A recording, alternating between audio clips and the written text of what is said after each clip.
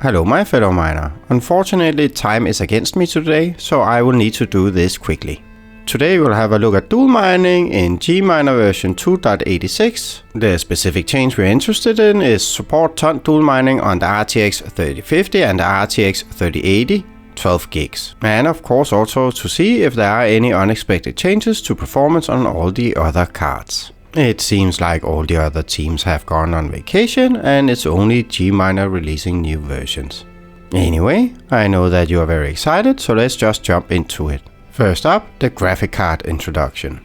Quickly moving on like a ninja, we're going to have a look at the RTX 3050 from MSI, the Ventus 2X, the RTX 3060 LHR version 2, from Zotac Gaming. It has been working perfectly, and very good quality to be honest.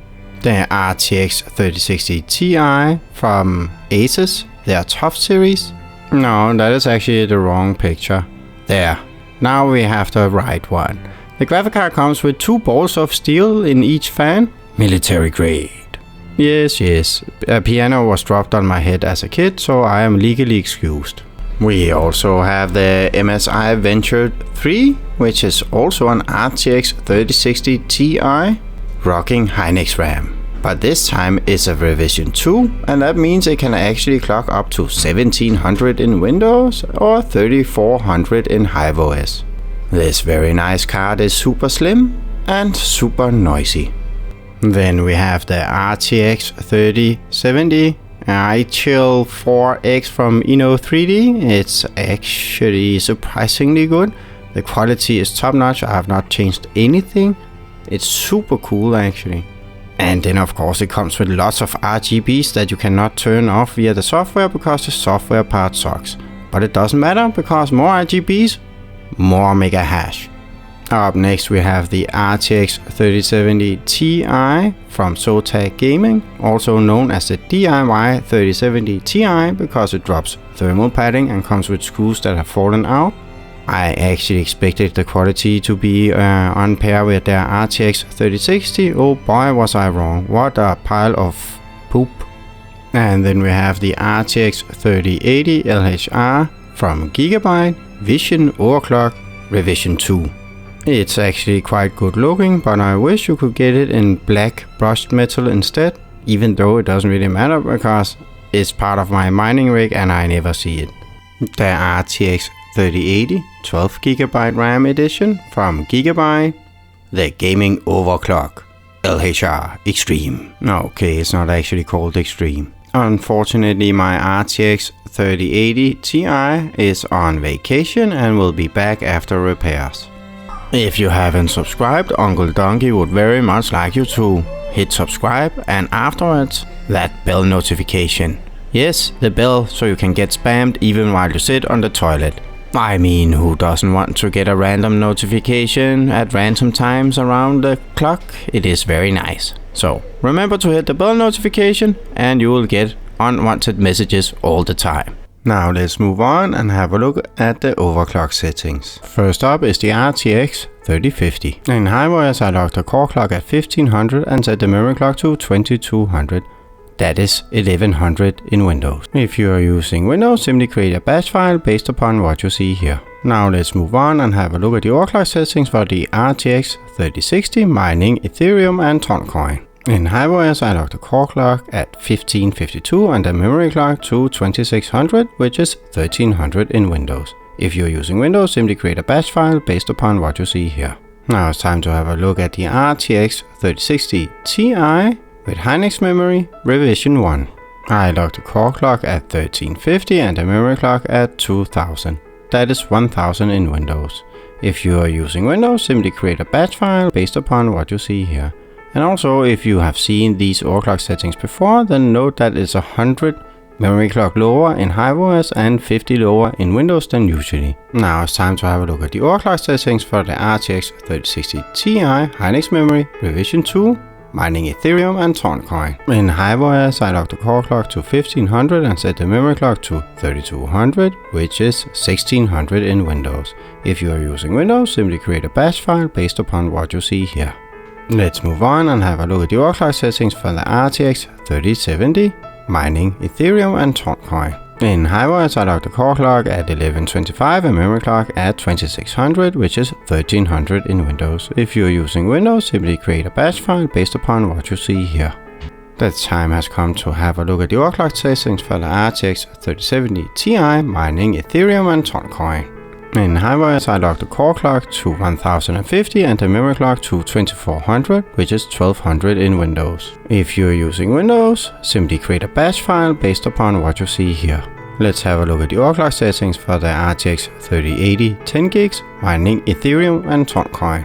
In HiveOS, I log the core clock to 1500 and the memory clock to 3400, which is 1700 in Windows. If you're using Windows, simply create a batch file based upon what you see here. Now let's have a look at the final graphic card's overclock settings, well, at least until I get my RTX 3080 Ti back. The RTX 3080 12GB mining Ethereum and TONCOIN. I logged the core clock to 1400 in HiveOS and set the memory clock to 2400, which is 1200 in Windows. If you're using Windows, simply create a bash file based upon what you see here. The time has finally come to have a look at the average reported result. Before we get into it, please note that you have to add the watts from Ethereum and TON to get the total watts. Yes, I've said it again because people usually skip this part and then they say that those wattage are unrealistical. In the comments, of course. So please, if you see someone comment something like that, then just correct them and tell them that no, you have skipped too much of the video and you should actually watch it again to get the complete picture.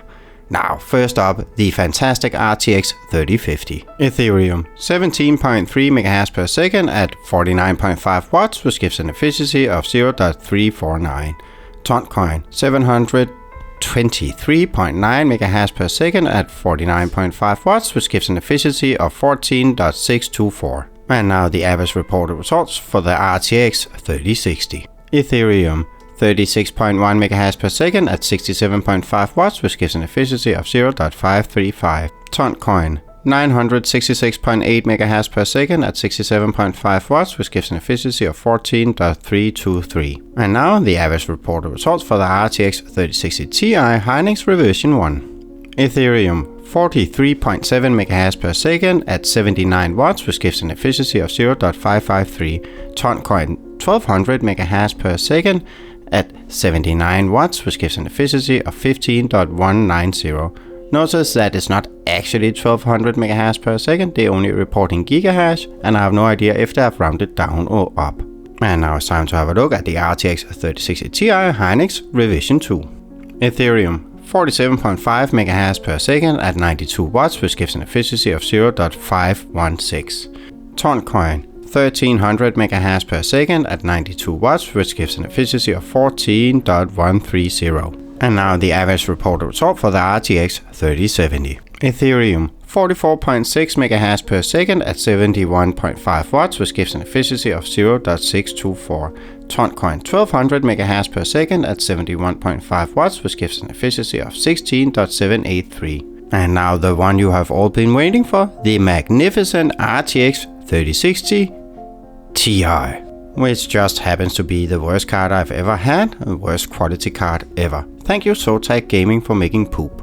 Ethereum, 58.9 MHz per second at 109 watts, which gives an efficiency of 0.540. TONCOIN, 965.1 MHz per second at 109 watts, which gives an efficiency of 8.854. And now the RTX 3080 10 gigs.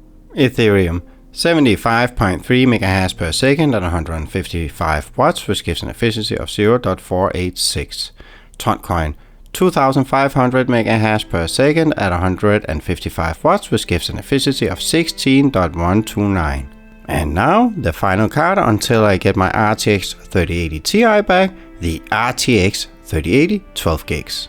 Ethereum, 66.4 MHz per second at 166.5 watts, which gives an efficiency of 0.399. TONCOIN, 2600 MHz per second at 166.5 watts, which gives an efficiency of 14.414. Before we move on to extra configurations, let's have a quick comparison between the different versions and LOLMINER. Oh, and the reason why I'm actually not comparing to T-REX or anything else is because there are very few versions right now of miners that actually support the RTX 3050 and RTX 3080 12 gigs. Anyway, let's quickly get into it before the code is done chewing. Right, so it doesn't look like there's any major improvement unless you have the RTX 3050 or the RTX 3080 12 gigs. Mostly the improvement there is that you don't have to go in and set dual mining intensity yourself, as I did in version 2.82. If you heard a weird background noise, then that is just my code. It's almost done eating, and that means I need to be done with the video. Let's quickly have a look at how to set it up in HiveOS. Here you can see the extra configuration arguments that I've been using, and if you saw my last video about GMINER version 2.82, you can see that I removed the dual mining intensity, as that it is much better just to let it configure it itself, which actually didn't work for the RTX 3050 and the RTX 3080 12 gigs before. As you can also see, my fly sheet actually has another version, an earlier version, and that is due to me selecting this and then installing 2.86 over it. But you actually don't need to do that, because 2.86 is now in HiveOS and you can just go and select it and then mine on. Isn't that fantastic? Anyway, that is everything for this time. I actually also have a pure Ethereum test, but I won't manage to actually get it done the next couple of days because I won't be near my computer. My code and I am going on a team building trip. Have a very nice weekend, and I hope to see you in the next video. If you haven't liked, then please like the video. If you haven't subscribed, then please do so as well, and share it with your pet. It actually helps me out a lot. See you in the next one. If you have reached this point and you don't know how come my watts are that low, then I suggest you start from the beginning. Betty.